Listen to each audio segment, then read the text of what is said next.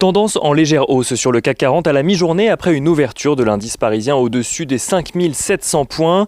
Les investisseurs parisiens continuent de miser sur de nouvelles mesures de relance budgétaire aux États-Unis alors que les démocrates ont désormais un court avantage au Sénat, leur donnant une majorité dans les deux chambres du Congrès. Un optimisme qui s'inscrit d'ailleurs dans la lignée de la clôture de Wall Street hier soir où les potentielles craintes de régulation des GAFA comme promises lors de la campagne de Joe Biden n'ont pas empêché le Nasdaq de dépasser les 13 000 points.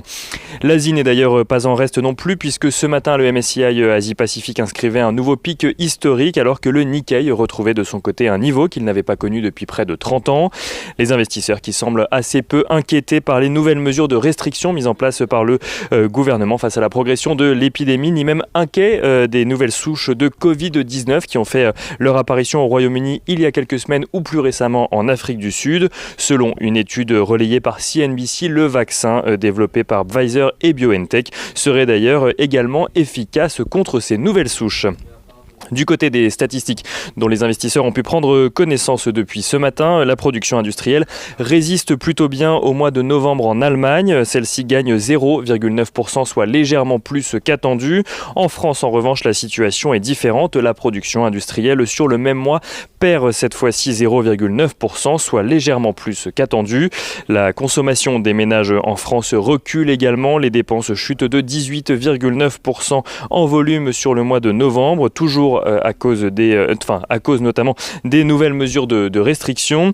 Le déficit commercial de la France se réduit de son côté pour remonter à 3,56 milliards d'euros contre 4,63 milliards d'euros au mois d'octobre. En zone euro à présent, le chômage diminue légèrement. Il se réduit de 0,1 point au mois de novembre pour atteindre 8,3%. Du côté des valeurs à présent à la bourse de Paris, à la mi-journée, STMicroelectronics annonce avoir réalisé un quatrième trimestre supérieur à ses prévisions, porté notamment par une demande soutenue venue du secteur automobile. Ses revenus s'élèvent à 3,24 milliards de dollars en données préliminaires, en hausse de 21,3%. Sodexo relève de son côté sa prévision de marge d'exploitation pour le premier semestre de son exercice décalé grâce à une performance supérieure aux attentes lors de son premier trimestre, tandis que Trigano annonce de son côté une croissance de 29% de son chiffre d'affaires au premier trimestre de son exercice décalé également, bénéficiant toujours de l'engouement autour du camping-car pour les déplacements de vacances, considéré par beaucoup comme une bulle sanitaire mobile. À noter que Washington a finalement décidé de revenir en arrière sur la mise en place de droits de douane sur les produits de luxe français. Une annonce qui a permis à LVMH de toucher un nouveau plus haut ce matin à l'ouverture, tandis que Kering et Hermès bénéficient elles aussi de l'annonce. Et sur les autres places de marché, on notera que Boeing va devoir verser 2,5 milliards de dollars dans le cadre de l'enquête américaine sur les deux crashs du 737 MAX, tandis que Hyundai bénéficie sur la place de marché sud-coréenne des rumeurs selon laquelle le constructeur automobile collaborerait avec Apple sur son futur véhicule électrique.